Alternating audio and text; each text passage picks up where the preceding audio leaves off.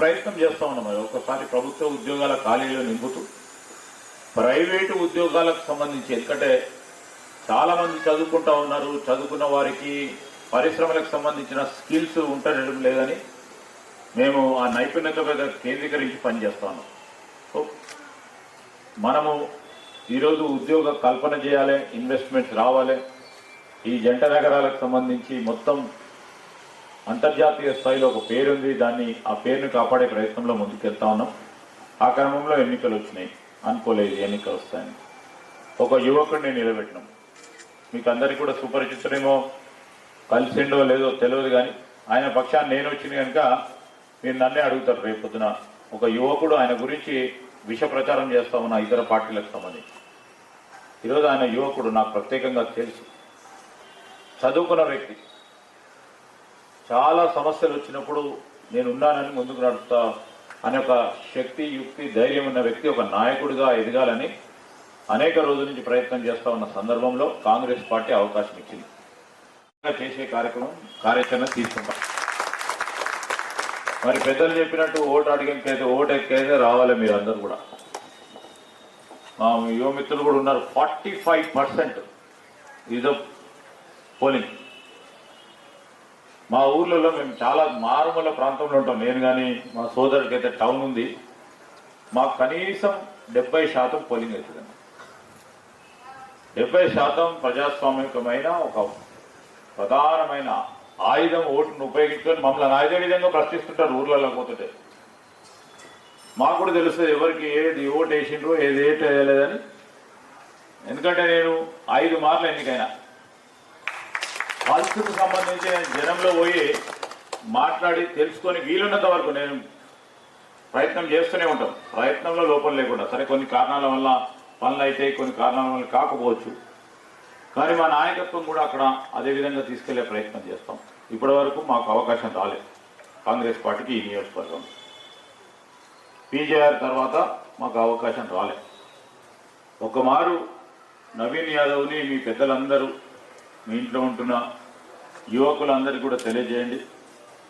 కాంగ్రెస్ పార్టీకి చేతి గుర్తుకు ఓటేసి గెలిపించాల్సిందిగా కోరటానికి నేను, మా సోదరులు రాజ్ ఠాకూర్ గారు ఈరోజు మీ దగ్గరికి రావటం జరిగింది.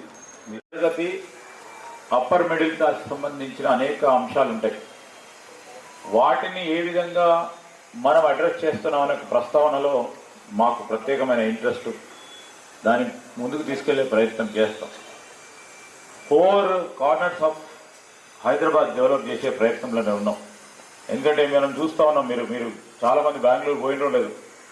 Bengaluru city was suppose to best city. ఈరోజు బెంగళూరు సిటీ నుంచి అందరూ హైదరాబాద్కో ఇంకో రాష్ట్రాలకు పోవాలని ఆలోచన చేస్తూ ఉన్నారు. నేను ప్రతిరోజు కూడా, ఇవాళ కూడా ఒక మీటింగ్ ఉంది బెంగళూరు 2 కంపెనీస్ వారితో, వారు ఇటు వచ్చామనే ప్రయత్నం చేస్తూ ఉన్నారు. సో మన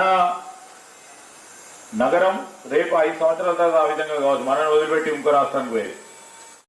సిటీకి సంబంధించిన రద్దీ ఎక్కువ పోవటం జరుగుతుంది. మీరు అటు పోతే సాయంకాలం పూట అడ్డగోలుగా ఇష్టారాజ్యంగా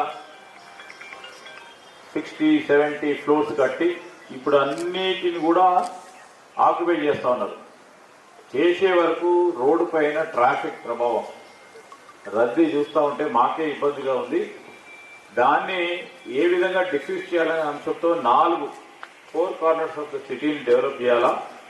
ఇది కేవలం వెస్ట్ అంటేనే హైదరాబాద్ కాదు, హైదరాబాద్ అంటే హైదరాబాద్ లోపటి ప్రాంతం, 4 దిక్కుల ప్రాంతాన్ని డెవలప్ చేయాలి. అదేవిధంగా ఒక సిటీ, ఆ రోజు హైదరాబాద్, సికింద్రాబాద్, మళ్ళా సైబరాబాద్ వస్తే మీరందరూ కూడా ఆలోచన చేయండి. దీర్ఘకాలిక ప్రణాళికలు గత ప్రభుత్వం చేయలేదు.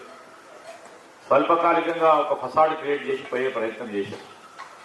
సో ఇప్పుడు మీరు పెద్దలు అన్నట్టు భావితరాలకు ఏమేమి ఇస్తున్నాము అనే ఆలోచన చేయాలి.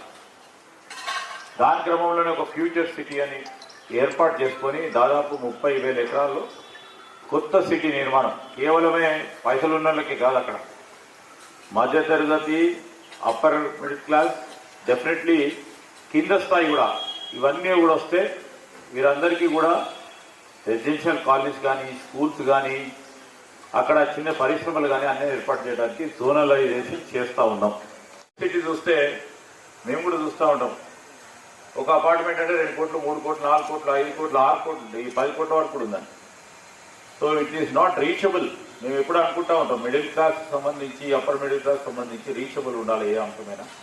దానికి సంబంధించి ఏ ఆలోచన చేయాలి. రేపు మేము దీని తర్వాత గ్రేటర్ హైదరాబాద్ ఎలక్షన్స్ కంటే ముందు దాని తదుపరో మాకు కావాల్సింది మధ్యతరగతి అప్పర్ మిడిల్ క్లాస్కి సంబంధించి వారికి రెసిడెన్షియల్ అకామిడేషన్ గురించి ఆ రోజు మీరందరూ కూడా పెద్దలందరూ ఉన్నారు.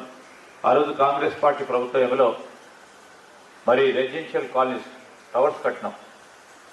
సరే కొద్దిగా సబ్సిడీ అమౌంట్తో ఇచ్చినా కానీ వారికి పక్కా వారి సొంత ఇళ్ల నిర్మాణ కార్యక్రమానికి చేపట్టినాం. మళ్ళీ ఈ 10 సంవత్సరాలు అసలు సిస్టమే లేదు. మీరు ఒకసారి ఉద్యోగస్తులు కూడా చాలామంది ఇక్కడ ఉండొచ్చు. వనస్థలిపురంలో ప్రభుత్వ ఉద్యోగులకు సంబంధించిన క్వార్టర్స్ కట్టినమన్నా కాంగ్రెస్ పార్టీ. దాని తర్వాత ఎల్ఐజీ ఎంఐజీ ఇవి ఏది చేసినా కాంగ్రెస్ పార్టీ. మళ్ళా ఈ రాష్ట్రం వచ్చిన తర్వాత బాబు